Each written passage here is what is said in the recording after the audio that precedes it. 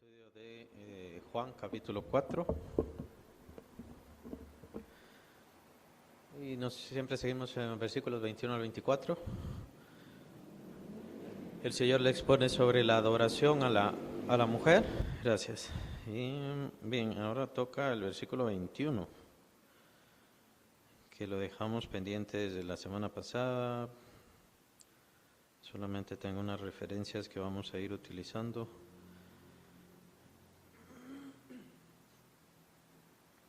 Versículo 21 dice que la semana pasada vimos el 22, revisando las cuestiones sobre la adoración. Ahora vamos a entrar un poco más, pues el versículo 21 tiene varias cosas. Jesús le dijo: mujer, créeme que la hora viene cuando ni en este monte ni en Jerusalén adoraréis al Padre. Bien, la primera parte, tal vez la más sencilla.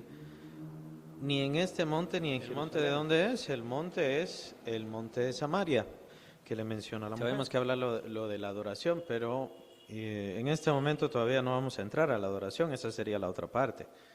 ¿Qué está haciendo el Señor con esto de ni en este monte ni en Jerusalén? ¿Qué les parece eso? ¿O qué tan trascendente puede ser esa expresión? Ni en este monte ni en Jerusalén. Ni en este monte es lo que los samaritanos pensaban.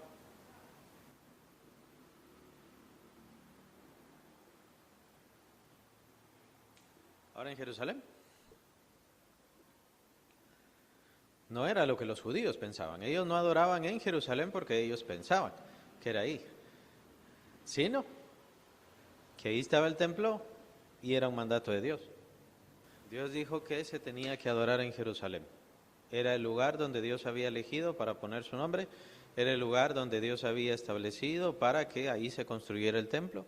Recordemos que es desde el tiempo de David que se señala el lugar del templo o el monte del templo, aunque ya ese lugar ya estaba señalado también por Abraham, ¿se recuerda?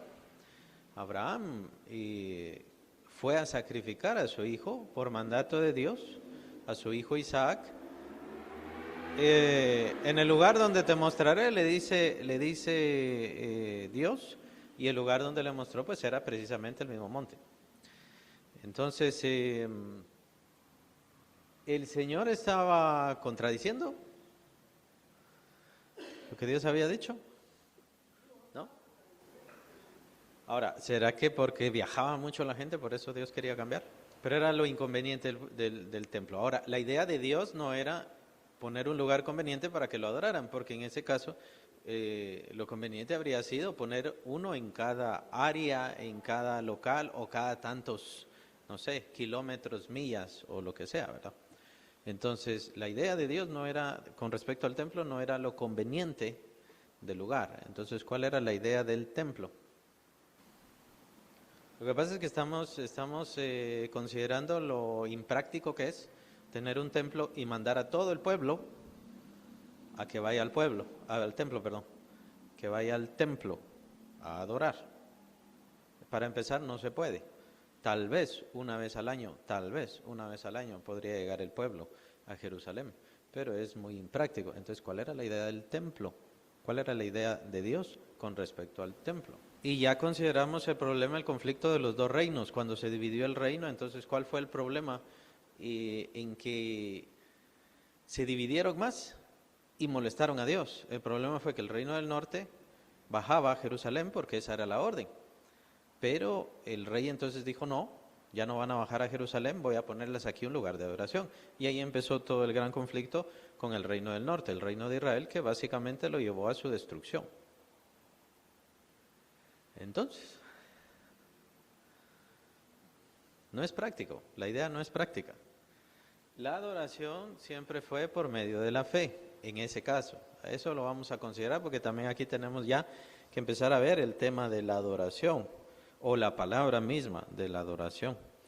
Pero la idea no es lo práctico, la idea no es establecer ninguna cosa, sí tiene que ver con respecto a la presencia del Señor con su pueblo, pero esa misma presencia del Señor tenía un impedimento. ¿Cuál era el impedimento? Lo menciona el escritor de Hebreos. Mientras el altar estuviera de pie, mientras el altar estuviera en pie, no hay un camino hacia Dios. Entonces ese es el problema. El problema es que ahí estaba la presencia de Dios, pero la presencia de Dios estaba resguardada o encerrada. Nadie podía llegar a la presencia de Dios, absolutamente nadie. El sumo sacerdote solamente podía entrar al lugar santísimo una vez al año, nada más. Pero de ahí nadie más podía llegar. Los que más cerca llegaban eran los sacerdotes, la casta sacerdotal. Pero eran los que más cerca llegaban, lograban todavía servir, y esto por turnos, obviamente, pues eran muchos, lograban servir en el lugar santo, pero de ahí ya no podía pasar más. Y el servicio era más que nada ver lo de los panes, ver lo del aceite, ver lo del incienso, como pasó con Zacarías, el papá de Juan el Bautista, ¿se recuerdan? Entonces, no hay nada práctico en todo eso, más bien todo lo contrario, era el impedimento. Nadie podía entrar a la presencia de Dios porque todo estaba siendo utilizado. ¿Y qué significaba el que estuviera siendo utilizado? Lo menciona el escritor de Hebreos. El problema es que estaba todavía el sacrificio continuo. ¿Y el sacrificio continuo qué significaba? Sabemos que significa Cristo. Sabemos que significa el sustituto. Sabemos que sin derramamiento de sangre no hay remisión de pecados, pero es que esto va todavía más allá. Si los israelitas querían agradecerle a Dios, tenían que hacer un sacrificio. Si los israelitas recibían un beneficio o una bendición de Dios, tenían que hacer un sacrificio. Estaban los sacrificios de paz. Esto no es por nada, ni por pecado, pidiendo perdón, ni por pidiendo alguna bendición, simplemente por hacer sacrificios de paz. Y de ahí, por supuesto, estaban las fiestas. ¿Qué pasaba en las fiestas? Igual, sacrificio, sacrificio, sacrificio. Todo el tiempo era sacrificio. ¿Y qué significa eso? ¿O de qué nos habla eso? Nos habla precisamente de la intervención de Cristo para nuestra cercanía con el Señor. Claro, en ese momento, en esos tiempos, ahí del pueblo de Israel, ese sacrificio era nada más simbólico. Era muy importante, era muy valioso, muy necesario, pero era nada más simbólico. ¿Qué estaba haciendo? Lo que estaba haciendo era anunciar el verdadero sacrificio. ¿Cuál es el verdadero sacrificio? El de Cristo. Cristo es el verdadero sacrificio. De hecho, creo que ya lo he mencionado, el único sacrificio bien recibido por el Señor y que agradó al Señor y que purificó nuestros pecados y nos limpió para siempre y se hizo una vez y para siempre, ya sabemos cuál es el de Cristo Jesús, el cual anunciaba todo lo de la ley, todo lo de los sacrificios, todo lo de las fiestas, todo eso, incluso la Pascua. La Pascua empieza con un sacrificio. Se recuerdan la sangre que tenían que utilizar los israelitas precisamente para librarse de la peste, ¿no? De la muerte, de la matanza de los primogénitos. Entonces, ¿qué simboliza esa sangre? Otra vez, la sangre de Cristo, es la protección de la sangre de Cristo. Entonces, eso es lo que quiere decir en sí el templo. Allí está Dios. Dios quiere estar, pero no puede estar. Dios quiere estar con ustedes, pero ni ustedes se pueden acercar a Él y Él es demasiado santo. No puede acercarse a lo inmundo. Y por eso es que se dan todas las situaciones, los mandamientos, las situaciones estrictas con respecto a lavarse, a la inmundicia, al pecado. Tienes que sacrificar aquí, tienes que sacrificar allá, precisamente para demostrar la santidad de Dios. Aún así, el sacrificio de toros y de machos cabríos no hace perfecto a nadie, lo menciona el escritor de Hebreos también. Por eso, mientras estuviera el templo, ¿qué pasa? Y mientras estuviera el sacrificio continuo, ¿qué pasa? Dios no podía llegar a la gente y la gente no podía llegar a Dios. Esto es lo que no entendieron los israelitas y por supuesto después ya los judíos no lo entendieron. Y entonces obviamente endiosan y endiosaron y siguen endiosando la idea del templo como que ahí está Dios, es la casa de Dios, ahí es donde vive Dios, pero no logran entender lo que trajo Cristo Jesús. Lo que trajo Cristo Jesús sí fue una abolición y eso es lo que está pasando aquí. Por eso es que el Señor dice ni en este monte ni en Jerusalén. Dios está aboliendo, Dios está quebrantando, Dios está rompiendo Jesús está aboliendo siglos de tratos religiosos. Lo que pasa es que era Dios, obviamente, Él es el Logos. Entonces, lo que Él dice, o como dice el Señor también en el bautismo del Señor Jesucristo, lo dice el Padre Celestial, este es mi Hijo amado, en el cual tengo complacencia, y también en la transfiguración dice, a Él oíd. Entonces, Él tiene mi palabra, Él es el que me complace. Las cosas que Él dice son. Entonces, Cristo estaba aboliendo todos esos siglos de sacrificio, de templo, de religiosidad, y por supuesto venía a establecer el tema de lo espiritual, que más adelante lo vamos a ver. En ese entonces, o hasta ese entonces, la adoración solamente se podía basar, esta es la conclusión que yo tomo, solamente se podía basar con respecto a la fe, como lo hizo David, como lo hizo Abraham, como lo hicieron los patriarcas, como lo hicieron los profetas. En ese momento no había una adoración espiritual, que es lo complicado de este tema, se hace cada vez más complicado. El demonio ha luchado mucho contra todo esto, pero esto es a lo que voy, de que la venida de Cristo Jesús significa que ya toda esta adoración de templos, toda esta cuestión de lugares especiales, sacrosantos o inmaculados, purísimos o alguna situación así, ya todo eso ha quedado derrotado, devastado, ya eso ya no existe. No me malentiendan, por supuesto que tiene su sentido de santo, una cosa que se consagra a Dios. Una cosa me refiero a un objeto, como precisamente este templo en donde nosotros estamos. Este templo está consagrado a Dios, es decir, solamente se usa solamente para el uso de Dios. Y a eso se le llama santo, es un objeto santo. Pero en la mente de la gente un objeto santo significa, incluso también una persona santa significa casi divina, con un aura especial, con lucecitas y todo lo demás, ¿no? Santo significa este lugar, si se refiere a un lugar o se refiere a estas bancas, si se refiere a este micrófono, esto es santo, ¿por qué? Porque se usa solamente para el Señor, para su obra, para su trabajo, eso es. Y eso es algo consagrado, eso es algo santo. Ya sabemos que la religión le ha dado otros matices, pues es precisamente por esta cuestión de la adoración a los lugares, por esta cuestión de la adoración a las formas, a los medios, a las tradiciones. Por medio de esta tradición yo me voy a purificar, por medio de este acto religioso yo me voy a purificar, me voy a limpiar, me voy a liberar o lo que sea que hagan. Y no existe ninguna de todas estas cosas. Dios lo dejó muy sencillo, muy fácil. Envía a su Hijo y por medio de su Hijo somos libres ya de toda atadura, de toda maldición, de la muerte, de nosotros mismos, de las ataduras de nuestro pecado, de nuestra maldad. Somos libres gracias a Él, por Él y gracias a Él.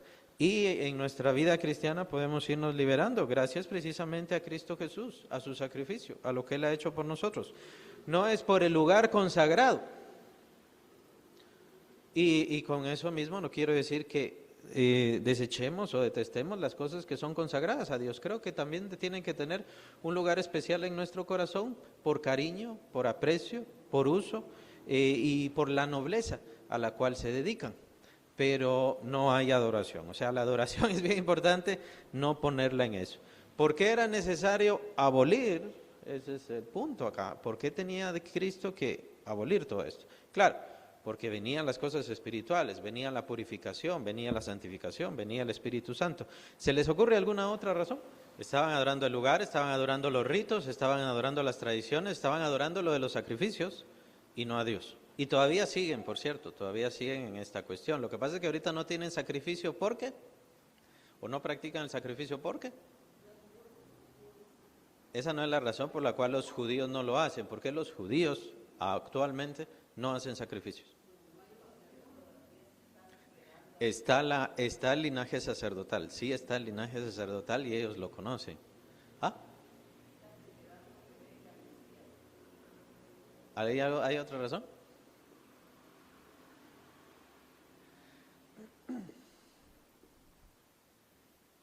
No hay templo. No hay templo. Es precisamente la orden de Dios. Dios fue quien lo dijo. Entonces ellos no pueden hacer sacrificios. ¿Por qué? Porque no hay templo. Dios es el que termina destruyendo todo esto. Tomen en cuenta, la idea es muy importante. Cristo Jesús trae desde ya el anuncio por parte de Dios que esto se va a acabar. El asunto de la adoración en el templo y todas estas cosas se van a acabar. Pero Él no dijo, yo voy a destruir el templo, yo voy a acabar con el templo o ya me cayeron mal. No, Él no dijo eso. Él trajo el anuncio, Él trajo el evangelio. Yo diría que a causa de, y es por eso que lo persiguieron, a causa de su amor, ya lo vimos la semana pasada, su amor no por Dios, su adoración no a Dios, sino a las cosas, al templo, a las tradiciones, formas y ritos y todo lo demás, es a causa de eso que persiguieron a Cristo. Porque Cristo, sí, como lo vemos acá, y como lo vemos ya desde las primeras persecuciones de los primeros capítulos de este Evangelio, lo vemos y muy probablemente ya hablando, por así decirlo, en contra. O sea, esto creo que no es la única vez que lo dijo. Creo que lo dijo más veces y se los dijo a los judíos. Entonces, bien puede ser que, y es lo que vemos, la respuesta de los fariseos, la respuesta de los doctores de la ley, de que ellos estaban en contra de Cristo. ¿Por qué? Porque Cristo venía a destruir toda su religión, a destruir todos sus formalismos, todas sus tradiciones, el asunto del dinero también, porque ellos también, todo eso es lucro, todo lo religioso saca dinero, produce dinero bastante. La guerra, diría yo, y la cuestión de Dios y la manipulación con que se utiliza el nombre de Dios para sacar dinero es de las dos cosas principales para poder conseguir grandes fortunas. Entonces, ellos estaban por perder todo esto porque viene Cristo, un predicador humilde, pobre, pero muy carismático, y que por supuesto ya el pueblo cada vez más y cada vez más se estaba dejando llevar por él. Esta es la razón por la cual le quitan la vida al Señor Jesús, diría yo.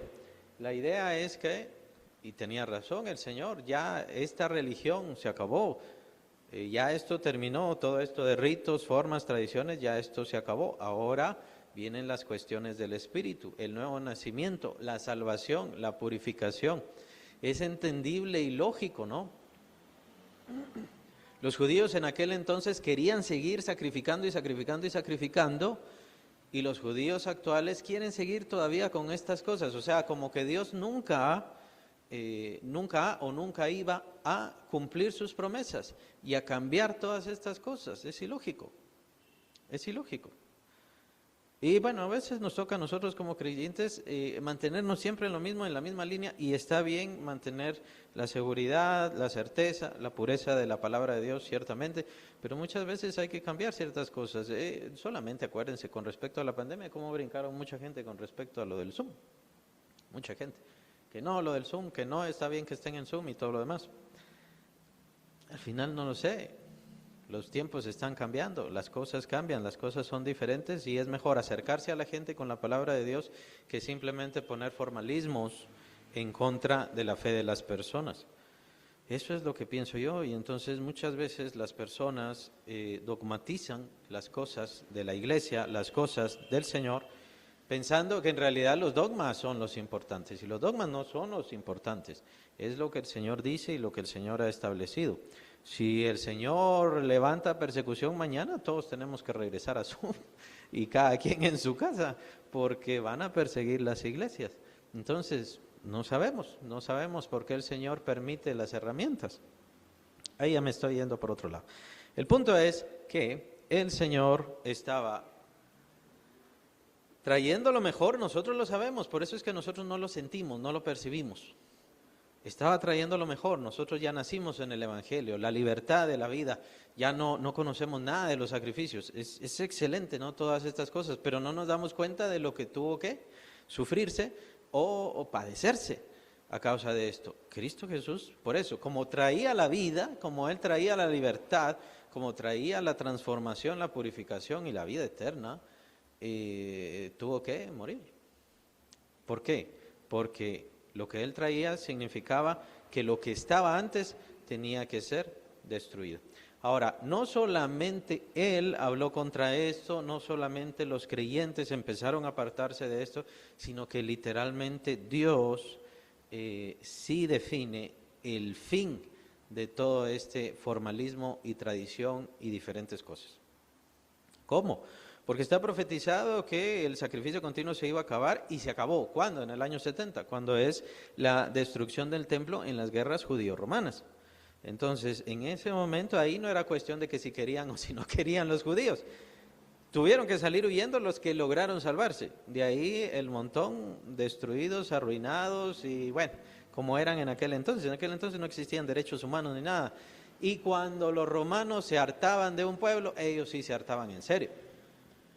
Y ellos estaban cansados ya del pueblo judío, de todas las revueltas y de todas sus cosas.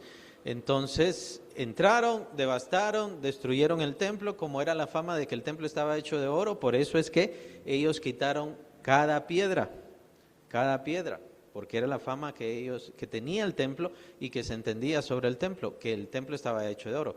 No estaba hecho de oro, Herodes ni loco lo habría hecho de oro, pero era la fama del templo. ¿Por qué? Por la fama, supongo yo, que por la fama del templo de Salomón. El templo de Salomón sí tenía mucho oro, muchísimo oro. Pero obviamente se fue destruido, entonces de ahí lo construye Herodes, y Herodes construyó muchas cosas, pero ¿por qué los romanos quitaron? Porque se tenía la fama de que había oro en ese templo. Por eso es la expresión tan interesante del Señor Jesús: no quedará piedra sobre piedra sin que sea removida. Entonces, ¿qué es eso? ¿Qué es la destrucción del templo? Es Dios aboliendo, Dios permitiendo que se acabe todo esto. Y no solamente se acabó todo esto, a los judíos que los agarraron y todavía quedaron con vida, pues los crucificaron, que era algo muy popular entre los romanos. Era un castigo muy popular. Cuando querían castigar a toda la ciudad, entonces agarraban los caminos de esa ciudad y a crucificar a todos. Ahí al lado del camino, para que todos los que entraran o salieran vieran qué era lo que sucedía con todos aquellos que se rebelaban contra el Imperio Romano. Los que lograron sobrevivir, algunos cuantos, se esparcieron, se fueron, es lo que se llama la diáspora, se fueron a diferentes áreas, y es de donde vienen los judíos rusos, los judíos españoles, los judíos alemanes, los judíos etcétera, franceses y demás. No existe raza judía pura, eso no existe. Los judíos de ahora no son judíos del tiempo del Señor Jesús.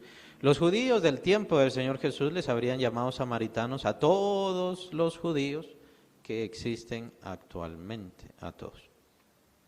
Pero bueno, ese es el asunto. Por eso el mismo apóstol Pablo dice que ya no pongamos la vista en las cosas de las genealogías y todos esos linajes y todas esas cosas. ¿No les parece un poco extraño que el apóstol Pablo, según se entiende como por la tradición, que él muere en el año 65 después de Cristo y es en el año 70 la destrucción del templo? Es bastante extraño, me parece. Porque a mí me parece que el apóstol Pablo fue un medio muy interesante de Dios para tratar de llamar a ese pueblo judío. Me parece. El apóstol Pablo no fue llamado solo porque sí, y no se le permitieron tantos males que él hizo antes de conocer a Cristo solamente porque sí. Yo pienso que era para hacer notar, hacer entender a todo este pueblo, y vean a este doctor de ustedes, este gran conocedor de ustedes, lo que hizo por su celo, pero vean el cambio que yo hice en él. Y ese cambio lo puedo hacer en todos ustedes. Aún así, no entendieron y siguen sin entender. Ya vieron la destrucción del templo, ya vieron la historia de la iglesia, ya vieron tantísimas cosas, y los judíos actualmente siguen sin entenderlo. Siempre aferrados, como lo veíamos la semana pasada, siempre aferrados a sus mismos dogmas, formas y situaciones. ¿Qué hace Dios? No les importa, a ellos les da igual. Entonces, de todas estas cosas es bien importante. Obviamente nosotros no estamos en contra de nadie, no estamos en contra de los judíos actualmente para nada, solamente estamos exponiendo las realidades y cada quien decide, ¿no?, que va a creer o no. Pero esto es lo que está haciendo el Señor viene a abolir su religión. Por eso es también aquella parte famosa, se oye bonito, y es que ese es el asunto. Creo que a veces nosotros nos perdemos un poco en la literatura bíblica, porque se oye bonito aquello de no se pone remiendo nuevo en un vestido viejo, ¿no? no se pone vino nuevo en odres viejos. ¿Se recuerda? Hablando precisamente de esta cuestión de que lo que yo traigo no vengo a unirlo con lo que ustedes tienen, con su religión o con el judaísmo, para ser más exactos. No, no se va a unir, esto no se va a unir. Claro, incluso en nuestros tiempos hay evangélicos que no logran entender esto. Hay evangélicos que dicen, tenemos que regresar a nuestras raíces. Nosotros no tenemos raíces judías, nunca las hemos tenido y nunca las vamos a tener. Nuestra raíz es Cristo, el fundamento son los apóstoles y ahí se acabó. Nada más. Entonces no tenemos que regresar. Si queremos entender y conocer sobre los judíos actuales, que no son los judíos del tiempo de Jesús, eso sí es bastante claro. Si queremos entender sobre todo eso, ciertamente sí creo que es tierra santa, sí creo que la tierra de Jerusalén es tierra santa. ¿Por qué? Porque ahí fue sacrificado el Hijo de Dios, ¿no? Pero aún así, y eso es parte de lo bueno es de que Dios mismo dejó sellada esa área. Si lo hizo directamente, lo hizo solamente, o lo hizo indirectamente, no lo sé, pero, o sea, nosotros no podemos ir a ese lugar, no podemos ir a ese monte. ¿Por qué? Porque está una mezquita que no tiene nada que ver con Jesús, que desecha completamente a Cristo Jesús, por supuesto. Y nosotros no podemos ir entonces a ese monte. Aquí es el monte donde fue sacrificado nuestro Señor, y adorar en ese lugar y tener situaciones. No, o sea, el Señor simplemente desechó el lugar. El lugar no importa, lo que importa es el acto. ¿Qué hizo mi hijo? Eso es lo que importa y lo que quiere Dios señalar.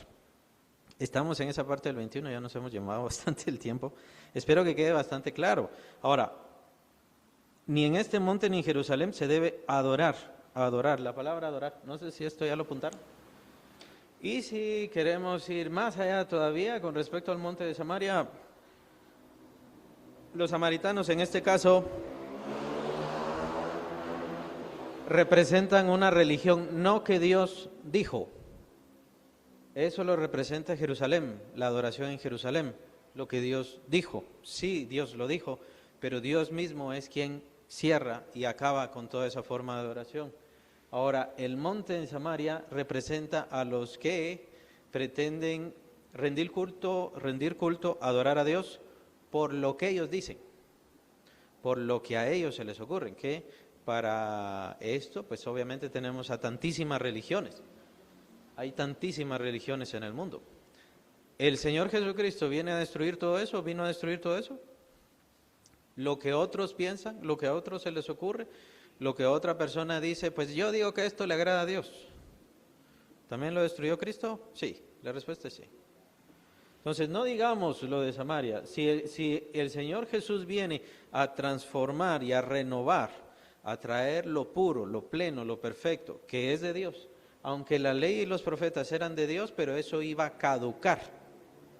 Es un pacto que va a caducar y que termina. Bueno, para entonces ya había terminado. El Señor ya incluso estaba en sus años de silencio. ¿Se acuerdan? Esos famosos 400 años de silencio. Dios ya no les estaba hablando, síganme, no me sigan, nada. Ya no le estaba diciendo nada. Ya solo era cuestión que viniera su Hijo y bueno, venía ya la manifestación del reino glorioso. Entonces, Dios mismo es el que acaba con esto que estaba antes. Si Dios mismo acaba con lo que Él había establecido antes por siglos, pues cómo no va a acabar con todas las imaginaciones o ideas que tienen los seres humanos. Eso es lo que representa el monte de Samaria. Lo que ellos se imaginaron. Es muy importante. ¿Por qué? Porque todo ser humano van a encontrar a muchos, ya han encontrado a muchos, ya hemos encontrado a muchos que, sí, yo soy religioso, pero no me gusta mucho María. Yo no adoro mucho a María. Y empiezan a agarrar lo que les gusta, lo que les agrada. Sí soy religioso, pero yo no me dedico mucho a las tradiciones. Y así van a encontrar diferentes formas y medios. ¿Dios tiene que responder sobre eso? No. Aunque le den de comer a los hambrientos, aunque ayuden a los enfermos, no tiene que responder. ¿Qué es lo que Dios dice? ¿Qué es lo que Dios trajo? Y esa persona, si lo recibe, se salva, si lo rechaza, entonces se condena. Y ya sabemos qué es lo que trajo Dios, porque lo vimos en el capítulo 3 de Juan. Lo que trajo Dios, lo que envía Dios es a su Hijo a morir en la cruz. Es que ese es el centro. No es una religión. Nosotros no le pedimos a la gente que se unan, que se adhieran a una religión. No nos interesa. Nosotros hablamos de Cristo para que la gente reciba a Cristo y la salvación que Él da. Por eso es que se libran de la ira venidera, pero no porque estén en una iglesia o porque tengan una religión. Es bien importante eso. Bueno, lo voy a poner abajo para que dé espacio en lo que están apuntando también. Bueno, entonces, adoraréis al Padre. La palabra adorar. ¿Qué significa la palabra adorar? Bien, esos ya son los términos que nosotros utilizamos, los términos que nosotros vamos ahondando, ¿no? Ahora, la palabra que aparece ahí como adorar o adorar, ¿qué es? Adorarán, adoraréis. Pues obviamente son formas verbales.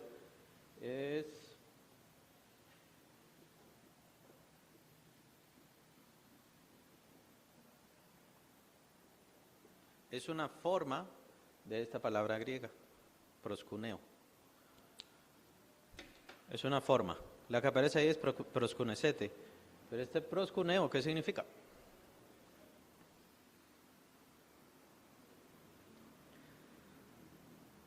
Y según investigué,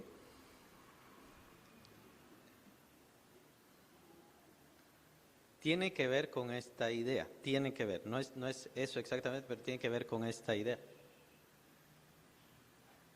La palabra deriva, porque está compuesta, la palabra deriva, dando la idea como este perro o mascota que todos tienen, bueno, no todos, ¿verdad? No todos tenemos mascota, pero la mascota que ustedes tienen, y entonces está el perrito lamiéndole la mano a su amo. Es lo que es la definición que dan los diccionarios. Y es de esa definición que parte la idea de que proskuneo significa, primero y más importante, postrarse. Postrarse. Aquí no vamos a ver las definiciones en el Antiguo Testamento porque nos va a llevar bastante tiempo. Pero la idea es esta, como de un ser que depende de un amo y entonces le ama por eso, porque lo necesita, porque recibe de su amo todas las cosas. Esa es la idea. Postrarse, así lo definen. Humillarse, sí, no recuerdo quién dijo humillarse.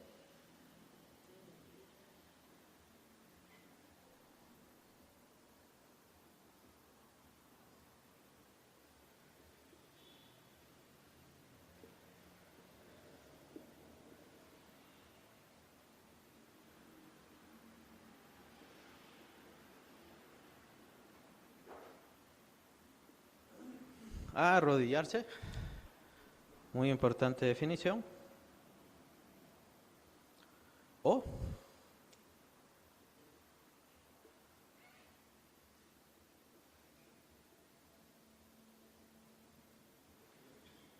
también rendirse.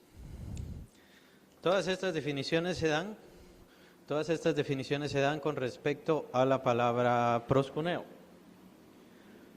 Como dije, en este versículo 21 está dando una forma del proskuneo, es proskunesete. Pero básicamente es la misma historia, es el mismo sentido. ¿Qué piensan?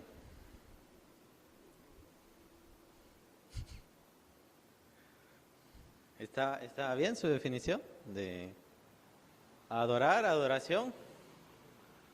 ¿O es más?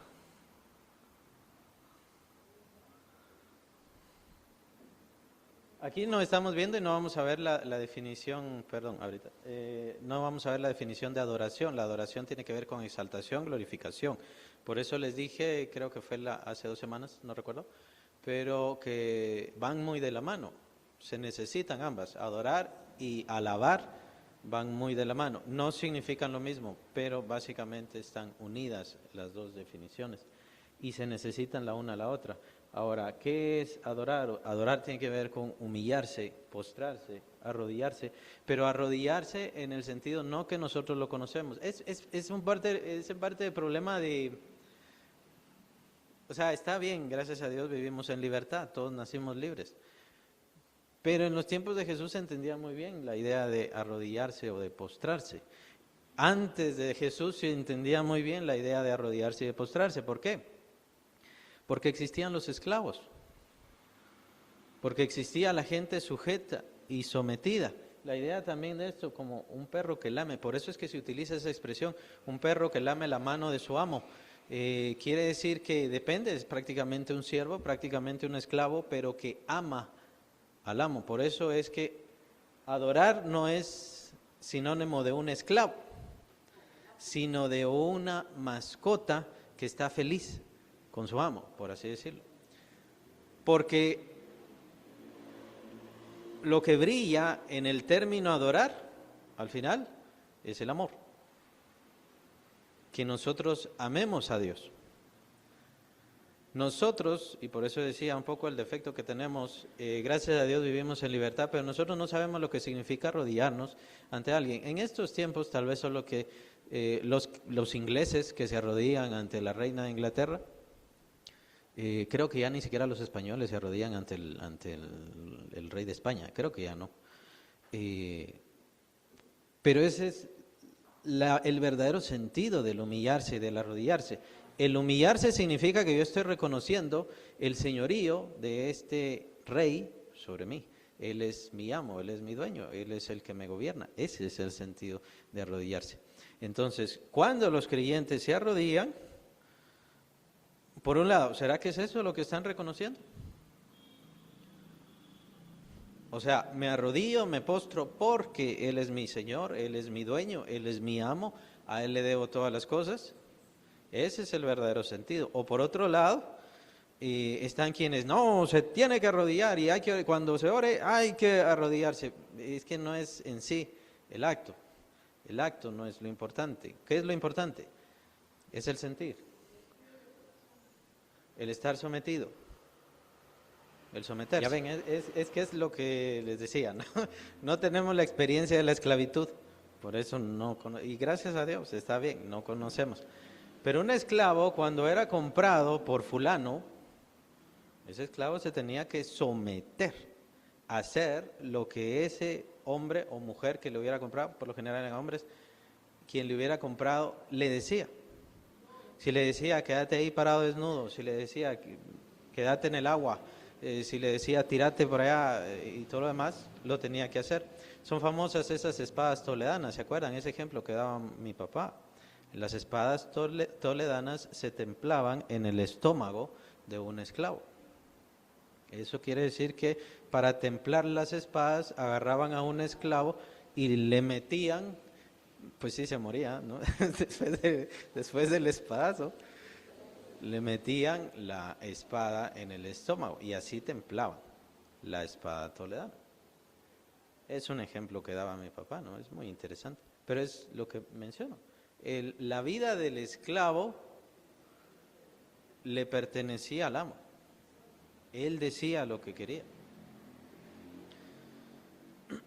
Si lo quería, no sé, para limpiar, para lo que sea, para ser gladiador. Los gladiadores eran esto, básicamente, eran esclavos que los utilizaban, les enseñaban y les ponían en estos gimnasios, llamémosles, ¿no? Especiales. Eran unas casas especiales, como fincas especiales, y ahí entonces les enseñaban todo, pero ellos seguían siendo esclavos, entonces ellos fueron comprados y se les entrenaba para matar. Ellos no podían decir no, ellos no podían tener conciencia, ellos no podían hacer nada, ellos estaban ahí para cumplir la voluntad del amo. Ese es el sentido del sometimiento, del humillarse, del postrarse, del arrodillarse. Nosotros como cristianos no lo entendemos, ¿no? No lo tenemos en nuestra vivencia, en nuestra experiencia, gracias a Dios. La esclavitud, ahí está todavía, en las cárceles hay esclavitud, por supuesto, hay otros lugares ahí donde se practica la esclavitud, pero nosotros, pues, gracias a Dios, vivimos en esta libertad y toda nuestra vida hemos sido libres, primero Dios, esperemos, hasta el final, que así sea, porque el pecado, el exceso de pecado produce pérdida de la libertad, y eso es lo que iremos viendo precisamente y estamos viendo ya a lo largo de este planeta. La experiencia de seguir pecando y seguir pecando y seguir pecando hace que las personas y los pueblos caigan en esclavitud. Sí va a suceder, esperemos que no nos vaya a pasar a nosotros, pero esa es una cuestión profética, esa es otra cosa. Ese es el sentido que aparece aquí. el sentido que aparece aquí. Claro, ¿es malo o es bueno? Humillarse, someterse a Dios. Es que esa es la gran disyuntiva, ¿no? Entre me vuelvo esclavo de Dios o me mantengo libre. Y pareciera que es la gran lucha entre las mentes de los creyentes. Y pareciera que, diría yo, el gran conflicto de todo esto es que no confiamos completamente o plenamente en Dios. Sí confiamos para nuestra salvación y nuestra vida eterna, pero no para que Él dirija nuestras vidas. O no sé si se piensa, bueno, en la eternidad ahí sí el Señor va a dirigir mi vida, entonces ya le toca a Él. Pero aquí yo voy a disfrutar mi propia vida, yo voy a disfrutar mi propio tiempo, no lo sé.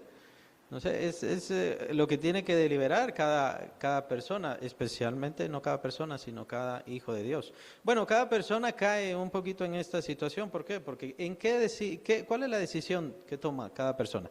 La decisión que toma cada persona es, voy a Dios y tengo vida eterna y me libro de todo este mal, o me quedo yo como el Dios de mi vida, yo dirijo mi vida, yo dirijo mis pensamientos, yo hago lo que yo quiero. Este tiempo de vida. Y es precisamente lo que dice el Señor, esta es la condenación, que la luz vino al mundo. Todos los hombres vieron la luz, todos los hombres saben la luz, todos los hombres conocen la luz. Tal vez no conocen a Cristo plenamente, obviamente, es cierto, pero saben que Cristo Jesús es la luz, Cristo Jesús es la salvación, por medio de Él pueden llegar al Padre. Es cierto, hay confusiones, sobre todo eso lucha el demonio y demás cosas, pero la decisión del ser humano es el gran problema. No me quiero someter, yo no me quiero humillar, yo no me quiero rendir, yo no quiero rendir mi vida, yo no quiero hacer lo que el Señor Jesús dice. Y en el caso de los cristianos, que tendría que ser ya de cajón, ¿no? Que el Señor gobierna nuestra vida, sí, el Señor gobierna nuestra vida, pero es ahí donde viene la lucha del cristiano, los altibajos del cristiano. Sí, amo a Cristo, pero no quiero hacer esto que Él me dice. Sí, amo al Señor, pero no quiero hacer esto otro que Él me dice. No quiero dejar estas cosas, no quiero dejar aquellas cosas.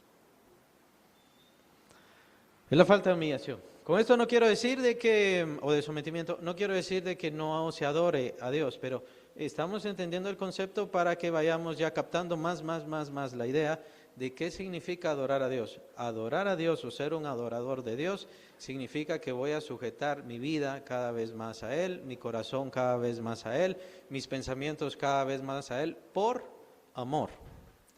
Aunque Él me compró, porque sí, estamos comprados.